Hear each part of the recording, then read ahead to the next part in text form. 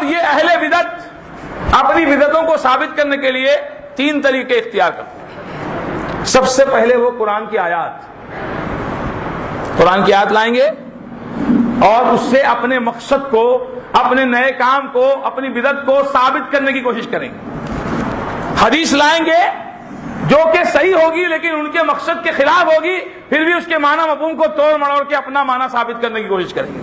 ضعیف حدیثیں، موضوع روایات لائیں گے اور اس کو دلیل بنا کر لوگوں کے سامنے پیش کریں گے۔ اور تیسرا طریقہ یہ ہوگا کہ قصے، کہانیاں، کشف، الہام اور بزرگ کے اقوال، حضرت نے فرمایا، آتا ہے۔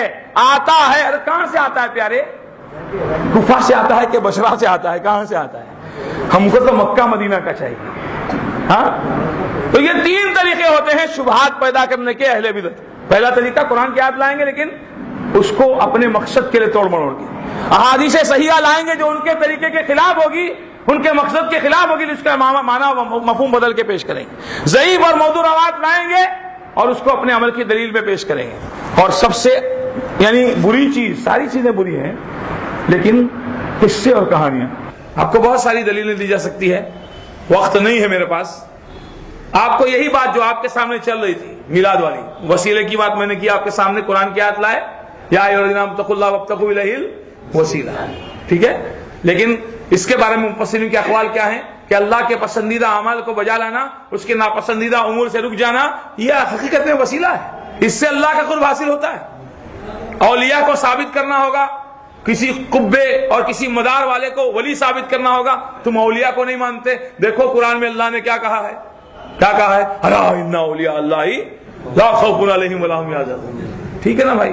اس کے آگے تو پڑھ، کون ہے جس کا قبہ بنا ہو، جس کی قبر پر پھول چادر چڑھتا ہو، وہ اللہ کا ولی ہے؟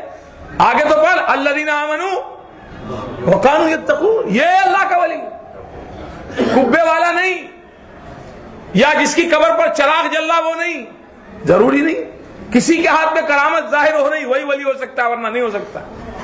سارے صحابہ کے ہاتھ پہ کرامت نہیں ظاہر ہوئی، سارے اسلاف کے ہاتھوں پہ کرامت نہیں ظاہر ہوئی، اللہ کے ولی تھے کہ نہیں تھے؟ نہیں، قبر پکی ہوگی، مجاور مور چھل لے کر کے کھڑا ہوگا، ہاں، اور ہم تو سب پورے بھٹک کے آپ کے پاس آئے ہیں، کوئی اہل حدیث نہیں آیا ہمارے پاس دعوت دینے کے لیے کہ بھائی یہ غلط ہے، ایک بھی اہل حدیث نہیں آیا۔